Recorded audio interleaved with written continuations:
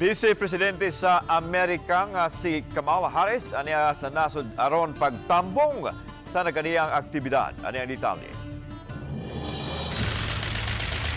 Atol sa pag-courtesy call ni US Vice President Kamala Harris kang Presidente Bongbong Marcos Jr., subling gipadayag ni Harris ang baruganan sa Estados Unidos kalabot sa South China Sea. We stand with you in defense of international rules and norms as it relates to the South China Sea. An armed attack on the Philippines armed forces, public vessels, or aircraft in the South China Sea would invoke U.S. mutual defense commitments. Gipasalamatan sab sa Presidente ang maong commitment. With the upheavals that we are seeing, especially in the region, these partnerships become even more important. Your visit is a very strong symbol that these relationships remain strong and that these relationships remain important, as indeed they do. Karong adlaw, atua si Harris sa Palawan, ang lugar sa nasod nga labing duol sa West Philippine Sea nga kabahin sa South China Sea, kundiin adunay mga teritoryo nga giangkon sa China.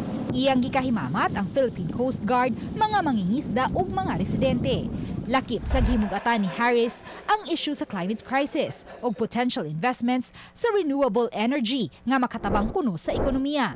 Samtang nakahinabi usab ni Harris ang iyang counterpart sa nasod nga si Vice President Sara Duterte ug usa sa ilang nahisgutan ang pagkaon. I think you should try kare-kare. Tell me, what is that? It's pork knuckles Yes. with the peanut sauce. Oh, Pork knuckles and peanut sauce. well, we are figuring out what we're gonna have for dinner tonight, so maybe we'll try that. Yes.